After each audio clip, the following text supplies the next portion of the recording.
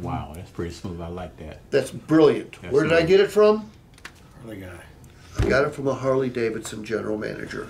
Elvis Vaughn. Elvis, if you're watching the video, I am still giving you credit for teaching me this 7 years later. And that's a fact. His name is Elvis Vaughn. In 5 years, that's basically what his truck is going to be worth. Well, you ask the customer.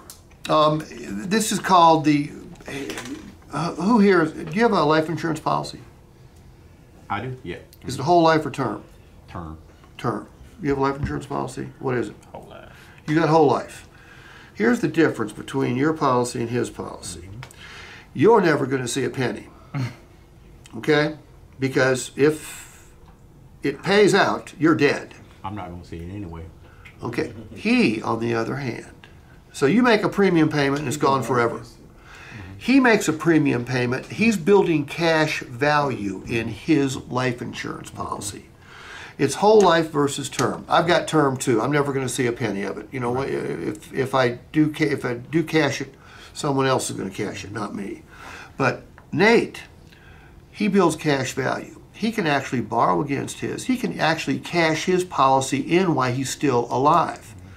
Every time someone makes a car or a truck payment, they're building cash value in their vehicle. No customer has ever thought about this. I'd never thought about it.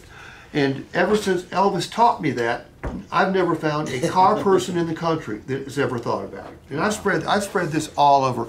I get hundreds of emails from people I don't know telling me it's worth 50 to 70 grand a year more than what they're making 50 to 70 grand a year more now that they've learned this justification. And they break it down to the customer. Pretty Well, I've done it 200 times in front of customers.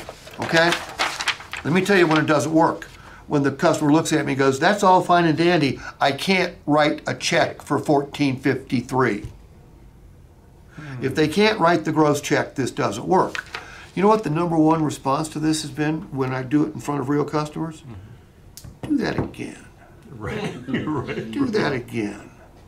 What's easier to say yes to, $14.53 or $8.70? $8.70. Okay? Look, the vehicle doesn't turn to dust when they're finished paying for it. It doesn't have zero value. I mean, depending on how they treat it, it might. But in most cases, it's got huge value. more value today than ever because things are depreciating slower. Now, what was that formula to come up with this, knowing what it's going to be worth? Okay, that's a good question. I used to use a residual book.